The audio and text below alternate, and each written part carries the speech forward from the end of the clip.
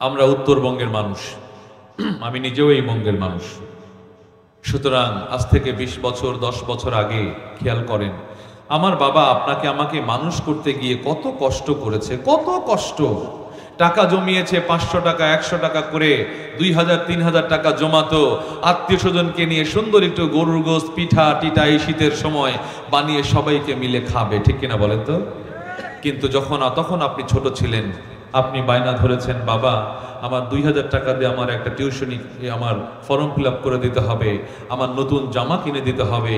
বাবা সেই জমানো টাকা দিয়ে আপনি বায়না ধরেছিলেন, সেদিন কিছুই বলে নাই যে আমার ছেলে চাকরি করুক, ভালো কিছু হোক, স্বাস্থ্য ভালো থাকুক, শরীর ভালো থাকুক, ভালো ইনকাম করুক। বাবার সেই স্বাদের টাকাগুলো দিয়ে আপনার স্বাদ পূরণ করেছিল, ঠিক কিনা বলে? আজকে সেই বাবা যখন অসুস্থ, আজকে সেই বাবা যখন চোখে কম দেখে, ডায়াবেটিস বেড়ে গেছে, হার্টের সমস্যা, হাঁটতে পারে না, একটা চশমা আছে, সে চশমাতেও ঘোলা, চশমা চেঞ্জ করে আপনি দেন না, সেই বাবার বুকে আজকে অনেক আফসোস। সেই বাবা আজকে কান্না করে, আপনি ফোনও করেন না মাস শেষে, 2000 1000 টাকা বাবার জন্য বরাদ্দও থাকে না, ওই বাবা আফসোস করে ঠিক এইভাবে কথাগুলো বলে। বাজান আমার ওষুধ শেষ, ঘন ঘন কাশি হয়, বুকের বাম পাশে ব্যথা, ঝাপসা দেখি সব সময়, এসব কথা তোমার কানে যায় না,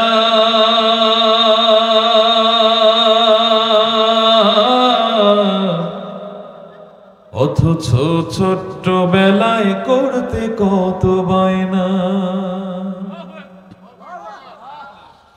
বাজান আমার ওষুধ শেষ, ঘন ঘন কাশি হয়, বুকের বাম পাশে ব্যথা, ঝাপসা দেখি সব সময়, এসব কথা তোমার কানে যায় না,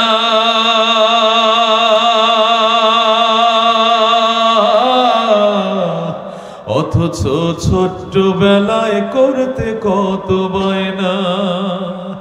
আমি এক হতভাগা বাবা,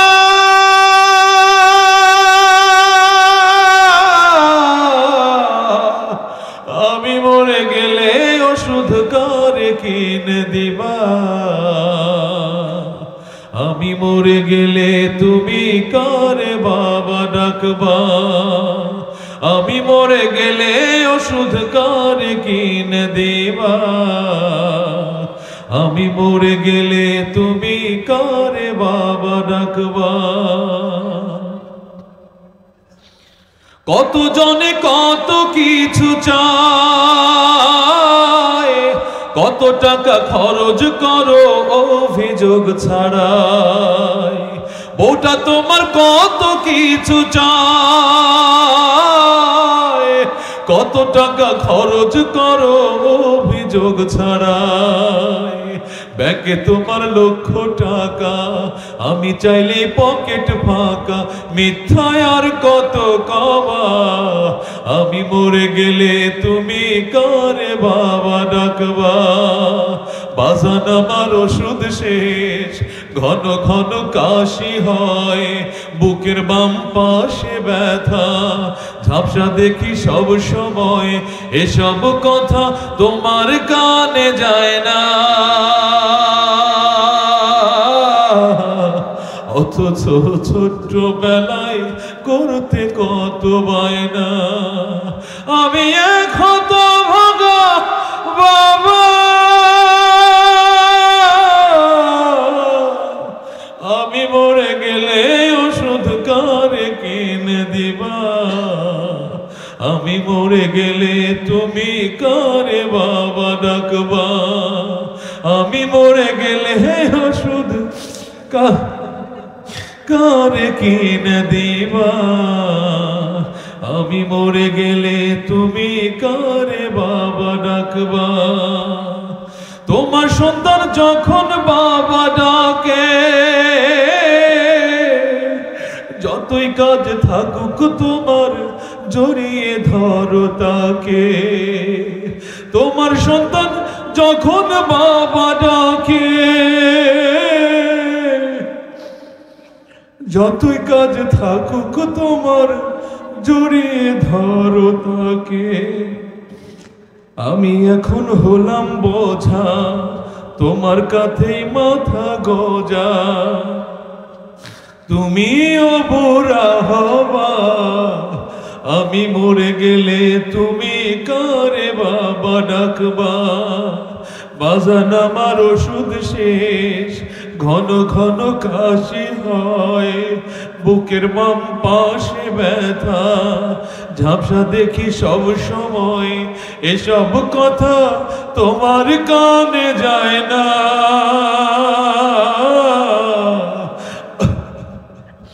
অথচ ছোট্ট বেলায় করতে কত বায়না। আমি ক্ষত ভাগা বাবা, আমি মরে গেলে ওষুধ কারে কিনে দিবা। আমি মরে গেলে তুমি কারে বাবা ডাকবা। আমি মরে গেলে ওষুধ কারে কিনে দিবা। আমি মরে গেলে তুমি কারে বাবা ডাকবা। তুমি আসমানে থাকো প্রভু, আমি জমিনে।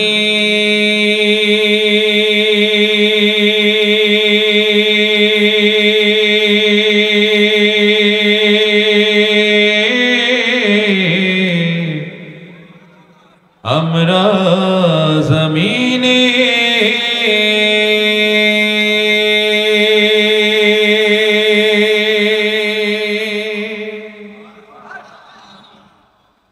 তুমি আসমানে থাকো প্রভু। আল্লাহ আল্লাহ আল্লাহ আল্লাহ আল্লাহ। এটা একটা সমস্যা, সেটি হলো এখানে শয়তান আমাদের শত্রু। কে আওয়ামী লীগ, বিএনপি, জামাত, জাতীয় পার্টি, এখানে কোনো মারামারি হবে না, এটা নিশ্চিত বলা যায়, ঠিক কিনা বলেন? কিন্তু এখানে একটাই শত্রু, শয়তান চাইবে না আপনার কলব দিয়ে আল্লাহর নাম ধ্বনি উচ্চারিত হোক।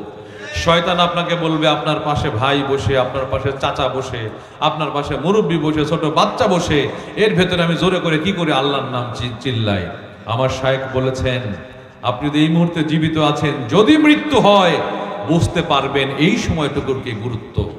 কোরআনের 15 জন হাফেজ, আমার আর কারো কণ্ঠ দরকার নাই, তোমরা অন্তত আমার পাশে বসে ধ্বনি তুলবা, এটা আমি খুশি হব।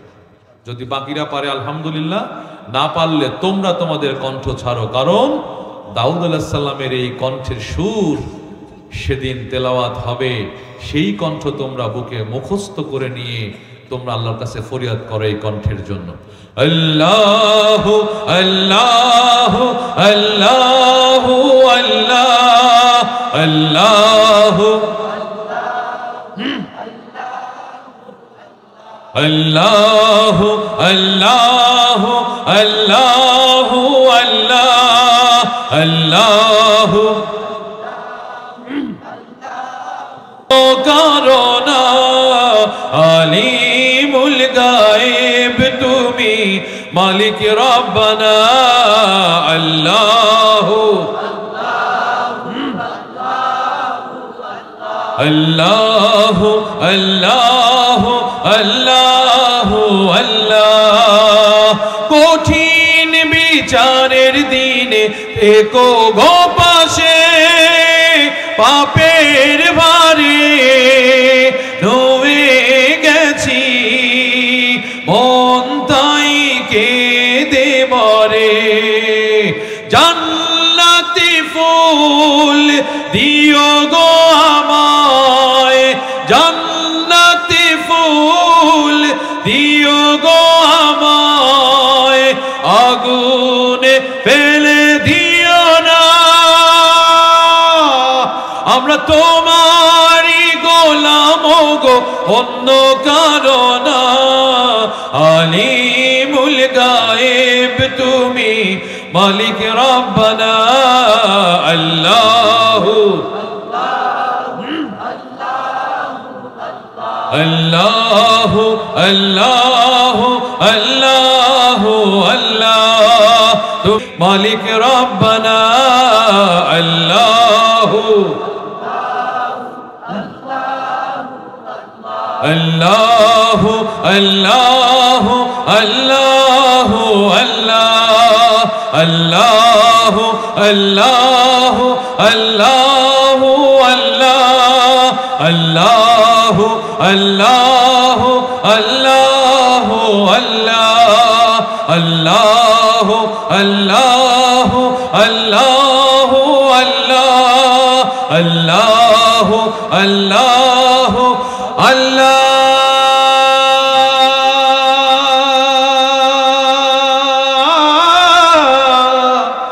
আকবার।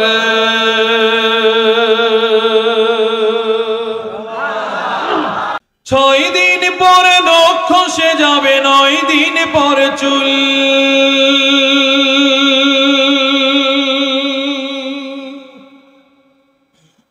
কবর গাহের সামানে নিতে কইরো না কেউ ভুল।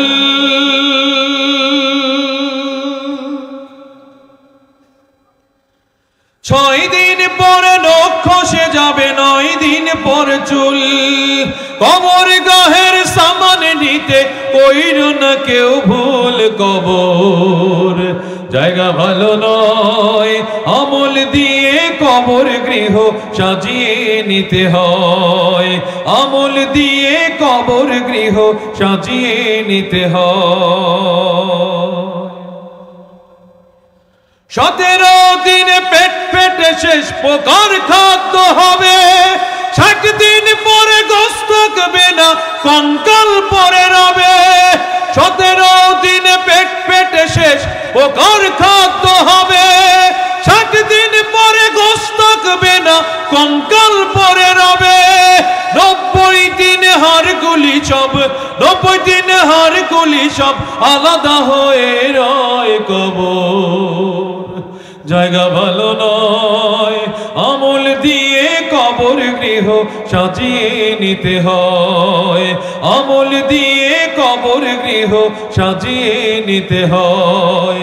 6 দিন পরে নখ খসে যাবে, 9 দিন পরে চুল। কবর গাহের সামান নিতে কইরো না কেউ ভুল। কবর জায়গা ভালো নয়, আমল দিয়ে কবর গৃহ সাজিয়ে নিতে হয়। দেহের যে অহম বড়, লোভ লালসার পাহাড়।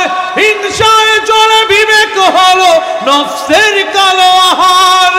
দেহের যে অহম বড়, লোভ লালসার পাহাড়। হিংসায় জড়ে বিবেক হলো নফসের কালো আহার। আমান কারণ সবারই এই, আমান কারণ সবারই এই পরিণতি পরিচয় কবর। জায়গা ভালো নয়, আমল দিয়ে কবর গৃহ সাজিয়ে নিতে হয়। আমল দিয়ে কবর গৃহ সাজিয়ে নিতে হয়। 6 দিন পরে নখ খসে যাবে, 9 দিন পরে চুল। কবর গাহের সামান নিতে কইরো না কেউ ভুল। কবর জায়গা ভালো নয়, আমল দিয়ে কবর গৃহ সাজিয়ে নিতে হয়। আমল দিয়ে কবর গৃহ সাজিয়ে নিতে হয়। আমল দিয়ে কবর গৃহ সাজিয়ে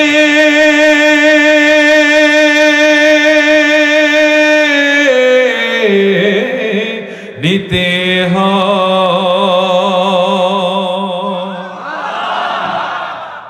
এই জন্য দেখেন এখন যে যে দল করেন অনুধাবন তৈরি হয়েছে, অন্তরের ভেতরে ব্যথা অনুধাবিত হওয়া শুরু হয়েছে।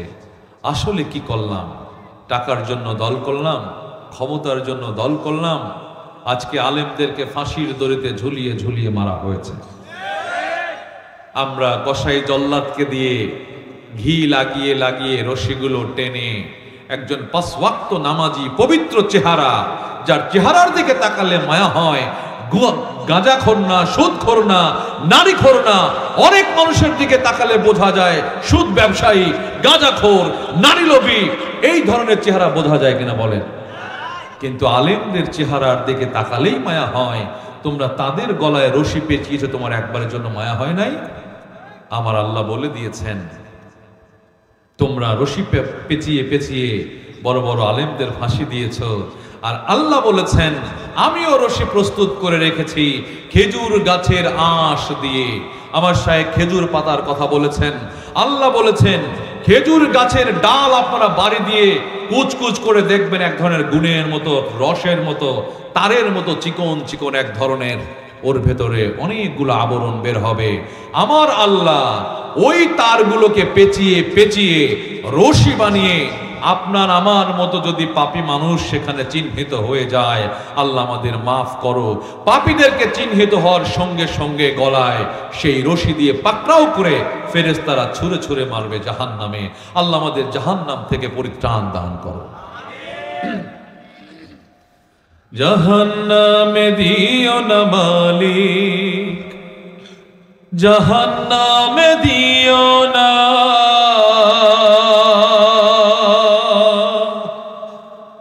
জাহান্নামের আগুন আমরা সইতে পারবো না। জাহান্নামে দিও না মালিক, জাহান্নামে দিও না, জাহান্নামের আগুন আমরা সইতে পারবো না। তুমি আমায় ক্ষমা করে দিও ও গো মালিক রব্বানা, জাহান্নামের আগুন আমরা সইতে পারবো না। পাপী যারা জাহান্নামে ফেলে দিবে তাদের, টেনে হেঁচড়ে আগুন মাঝে ছুঁড়ে দেবে ওদের। পাপী যারা জাহান্নামে ফেলে দিবে তাদের, টেনে হেঁচড়ে আগুন মাঝে ছুঁড়ে দেবে ওদের। সূর্য মাথার নিকট রবে, রবে না আপন জনা, জাহান্নামের আগুন আমরা সইতে পারবো না। জাহান্নামে দিও না মালিক, জাহান্নামে দিও না, জাহান্নামের আগুন আমরা সইতে পারবো না। পানি পানি চিৎকার করবে জাহান্নামবাসী, ছায়াগুলো তপ্ত হবে, গলায় ঝুলবে রশি। পানি পানি চিৎকার করবে জাহান্নামবাসী, ছায়াগুলো তপ্ত হবে, গলায় ঝুলবে রশি। সূর্য মাথার নিকট রবে, চামড়া সব ঝলসে যাবে, গলে যাবে দেহখানা, জাহান্নামের আগুন আমরা সইতে পারবো না। জাহান্নামে দিও না মালিক, জাহান্নামে দিও না, জাহান্নামের আগুন আমরা সইতে পারবো না। জাহান্নামে দিও না মালিক, জাহান্নামে দিও না, জাহান্নামের আগুন আমরা